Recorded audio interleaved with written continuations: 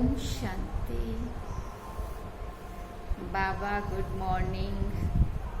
आज 1 जुलाई 2022 बाबा के महावाक्य हैं। बाबा ने सार में कहा, मीठे बच्चे, तुम्हें मास्टर प्यार का सागर बनना है। कभी भी किसी को दुख नहीं देना है। एक दो के साथ बहुत प्यार से रहना है। बाबा ने प्रश्न पूछा, माया चलते चलते किन बच्चों का गला एकदम घोट देती है? तो बाबा ने उत्तर में कहा, जो थोड़ा भी किसी बात में संशय उठाते हैं, काम या क्रोध की ग्रहचारी बैठती तो माया उसका गला घोट देती है। उन पर फिर ऐसी ग्रहचारी बैठती है जो पढ़ाई ही छोड़ देते हैं। समझ में नहीं आता है कि जो पढ़ते और पढ़ाते थे वो सब कैसे भूल गया। बुद्धि का ताला ही बंद हो जाता है। गीत सुना तो प्यार का सागर है, तेरी एक बूंद के प्यासे। ओम शांति। ये बाप की महिमा है और बच्चे जानते हैं कि भक्त लोग तो ऐसे ही गीत गाते हैं। तुम बच्चे जानते हो कि बाप कितना प्यार का सागर है। सब पतितों को पावन बनाते हैं। सब बच्चों को सुख धाम का वर्षा देते हैं। तुम समझते हो हम वर्षा ले रहे हैं। आधा कल्प जब माया का राज्य है तो ऐसा प्यारा बाप नहीं होता है। बेहद का बाप प्यार का सागर है। प्यार का, शांति का, सुख का सागर कैसे है, ये भी अभी तुम बच्चे जानते हो। प्रैक्टिकल में तुम बच्चों को सब कुछ मिल रहा है। भक्ति मार्ग वालों को मिलता नहीं है। वो सिर्फ गाते रहें, याद करते हैं। अभी वो याद पूरी होती है। बच्चे सन्मुख बैठे हैं, समझते हैं बेहद के बाप का ही गायन है। जरूर वो बाप इतना प्यार देकर गए हैं। सतयुग में भी हर एक दो को बहुत प्यार करते हैं। जानवरों में भी एक दो में प्यार होता है। यहाँ तो वो भी नहीं है। वहाँ कोई ऐसे जानवर नहीं होते जो आपस में प्यार से ना रहे। तुम बच्चों को भी सिखाया जाता है, यहाँ प्यार के मास्टर सागर बनेंगे तो वो संस्कार तुम्हारा अविनाशी बन जाएगा। यहाँ सब एक दो के दुश्मन है क्योंकि रावण राज्य है। बाप कहते, कल्प पहले मिसल हूबहू तुमको अब बहुत प्यारा बनाते हैं। कभी किसी का आवाज सुनते हैं कि ये गुस्सा करते हैं तो बाप शिक्षा देंगे कि बच्चे गुस्सा करना ठीक नहीं है। इससे तुम भी दुखी होंगे और दूसरों को भी दुखी करेंगे। जैसे लौकिक बाप भी बच्चों को शिक्षा देते हैं, वो होते हैं हद का सुख देने वाले। ये बाप है बेहद का और सदा काल का सुख देने वाला। तो तुम बच्चों को एक दो को दुख नहीं देना चाहिए। आधा कल्प बहुत दुख दिया है। आधा कल्प जो किया वही अभी भी करते रहेंगे तो बाबा कहते फिर ज्ञान सुनने का क्या मतलब हुआ, है ना। रावण ने बहुत बिगाड़ा है। जो जिसके ऊपर चढ़ाई करते हैं उसको लूट लेते हैं। अभी तुमको रोशनी मिली है। ये ड्रामा का चक्र फिरता रहता है। अगर तुम ज्ञान के विस्तार को नहीं समझ सकते हो तो 2 अक्षर ही याद करो। बेहद के बाप से हमको ये वर्षा मिलता है। जितना जो बाप को याद कर कमल फूल समान पवित्र रहेंगे, अर्थात विकारों पर जीत पाएंगे, उतना वर्षे के अधिकारी बनेंगे। विकार भी अनेक प्रकार के हैं। श्रीमत पर ना चलना ये भी एक विकार है। मोटे मोटे 5 की बात नहीं है। मन मत चलाना या श्रीमत का उल्लंघन करना, या बाबा कहते श्रीमत पर ना चलना, ये भी एक विकार है। श्रीमत पर चलने से तुम निर्विकारी बनते हो। माम एकम याद करना है और कोई को भी याद नहीं करना है। बाप इन द्वारा कहते हैं, हे बच्चों, मैं आया हुआ हूँ, सबको ले जाने वाला हूँ। हर एक धर्म में नंबरवार है। पोप का कितना मान है ना। इस समय तो सब अंधश्रद्धा में है। तुम सिवाय एक बाप के और कोई किसी को मान दे नहीं सकते। सब आर्टिफिशियल है, क्योंकि सब समझ में आ गया है। हाँ, सब आर्टिफिशियल है। इस समय सब पुनर्जन्म लेते लेते पतित बनते हैं। जो भी मनुष्य मात्र हैं उनको पिछाड़ी में पूरा पतित बनना ही है। पतित पावन नाम कहते हैं, परंतु डिटेल में समझते नहीं है। ये पतितों की दुनिया है, तो उनका क्या मान होगा। जैसे पोप है, फर्स्ट सेकंड थर्ड में चलते आए, जैसे पोप हैं फर्स्ट सेकंड थर्ड में चलते आए हैं, वो उतरते आए हैं। उन्हों को नंबरवार दिखाते हैं, फिर भी वो नंबरवार ही अपना पद लेंगे। इस चक्र को तुम अच्छी रीति जानते हो।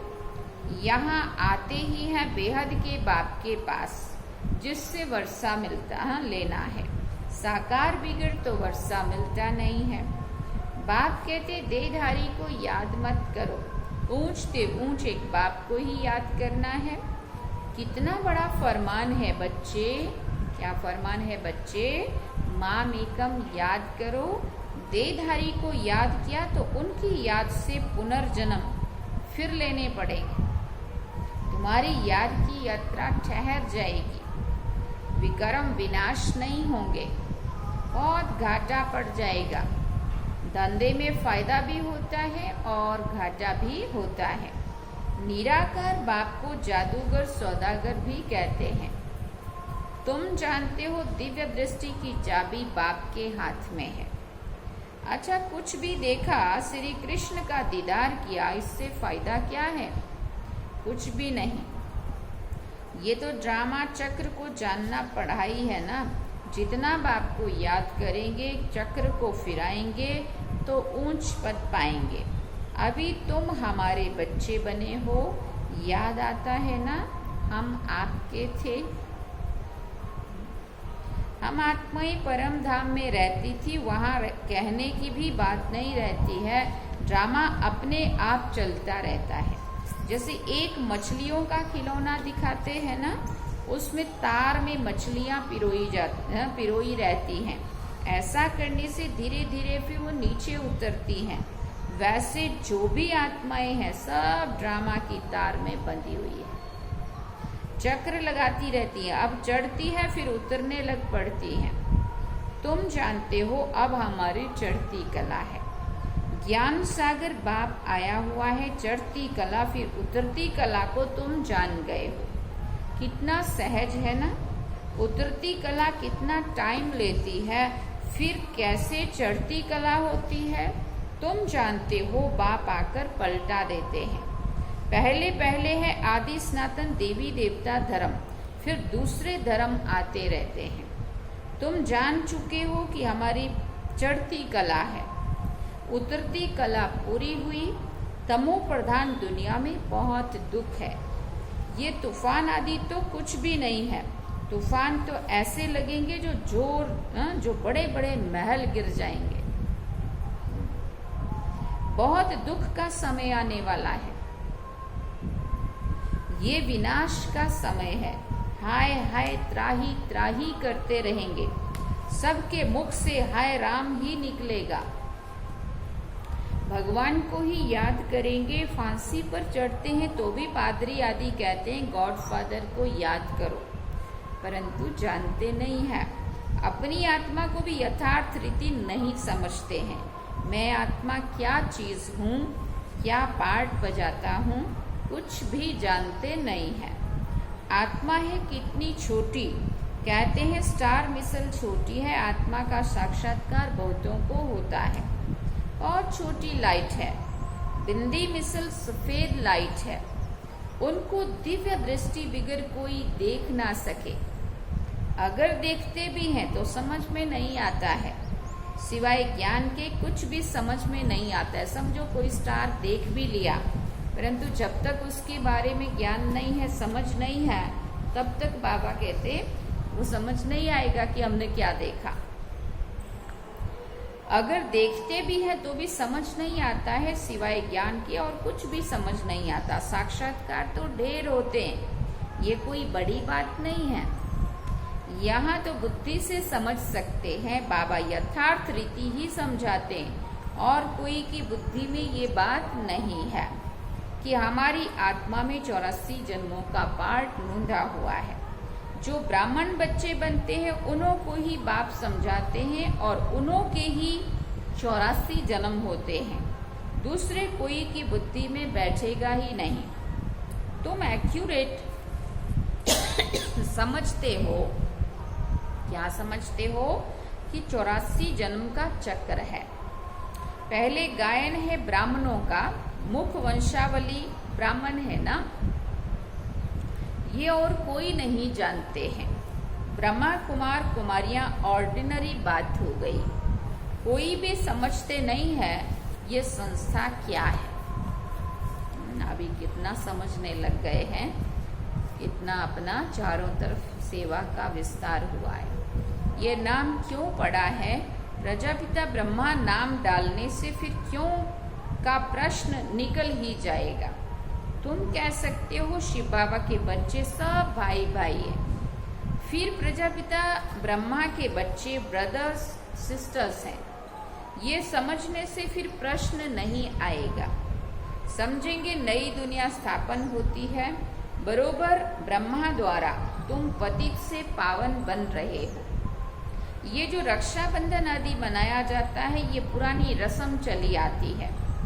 अभी तुम अर्थ को समझते हो, जो भी यादगार है सबका तुमको इस समय ज्ञान मिलता है। सतयुग में थोड़ी रामनवमी मनाएंगे, वहाँ मनाने की बात ही नहीं रहती है, वहाँ तो ज्ञान ही नहीं रहता है। ये भी पता नहीं पड़ेगा कि हमारी उतरती कला है, नीचे की तरफ उतर रहे हम, ये भी पता नहीं चलेगा। सुख में जन्म लेते रहेंगे, वहाँ तो है ही योग बल से पैदाइश। विकार का नाम ही नहीं होता है, क्योंकि रावण का राज्य ही नहीं है। वहाँ तो संपूर्ण निर्विकारी है, पहले से ही साक्षात्कार होता है। नहीं तो कैसे सिद्ध हो कि एक पुराना शरीर छोड़ दूसरा नया लेते हैं। यहाँ से तुम पहले जाएंगे शांति धाम। बच्चे समझते हैं वो हमारा घर है, उनको ही शांति धाम कहते हैं। वो तो हमारा अथवा बाप का घर है, जिस बाप को याद करते हैं। बाप से ही बिछुड़े हैं इसलिए याद करते हैं। सुख में तो बाप भी याद नहीं, सुख में तो बाप भी याद नहीं आते। ये है ही सुख की दुनिया। बाबा अपने धाम में रहते, जैसे कि वानप्रस्थ में चले जाते हैं। दुनिया में तो जब बूढ़े होते तो वानप्रस्थ लेते हैं, लेकिन परमपिता परमात्मा को बूढ़ा थोड़ी कहेंगे। बूढ़ा व जवान शरीर होता है, आत्मा तो वही है। आत्मा में माया का परछाया पड़ता है। तुम सब कुछ जान गए हो, बाबनिका आगे नहीं जानते थे। रचयिता रचना का राज बाप ने समझाया है। तुम बच्चे सामने बैठे हो, उनकी बहुत महिमा है। प्रेसिडेंट प्रेसिडेंट है, प्राइम मिनिस्टर है, सबको अपना अपना पार्ट मिला हुआ है। बाप ऊंचे ते ऊंचा गाया जाता है, तो जरूर हमको ऊंच ते ऊंच वर्षा मिलना चाहिए ना। कितनी समझ की बात है।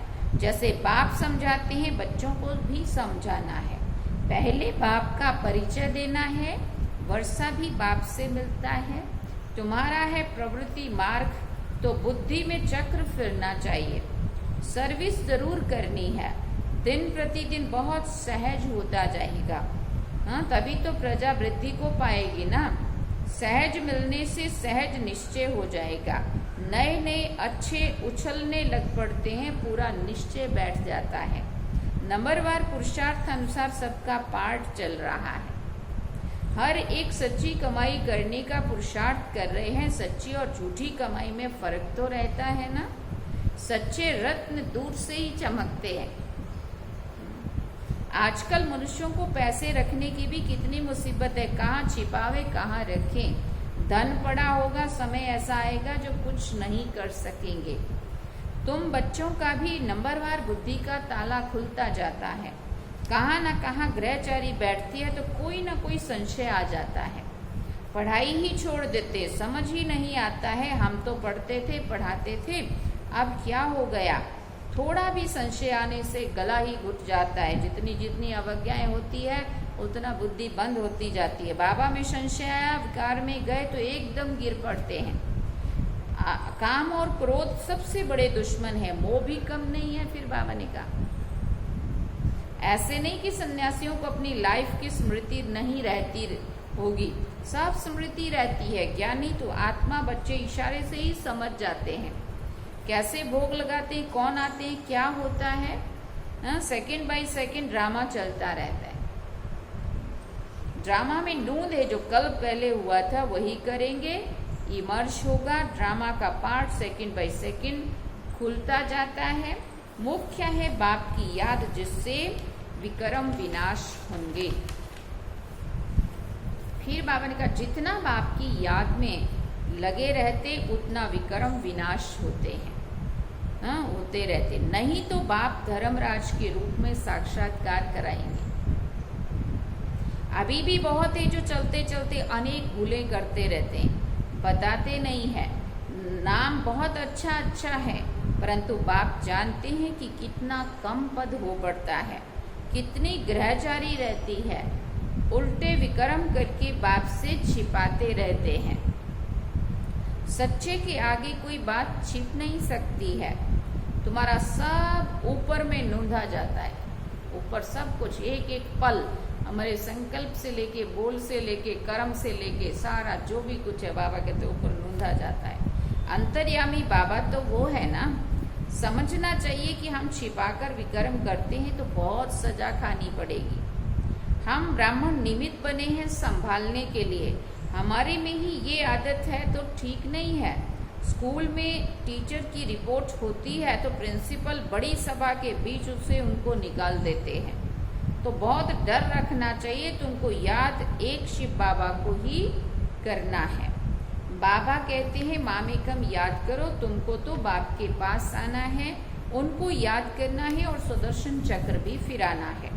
और कोई को याद करेंगे तो तुम्हारी रूहानी यात्रा बंद हो जाएगी। अच्छा, मीठे मीठे सिकिल दे बच्चों प्रति माता पिता बाप दादा का याद प्यार और गुड मॉर्निंग। रूहानी बाप की रूहानी बच्चों को नमस्ते।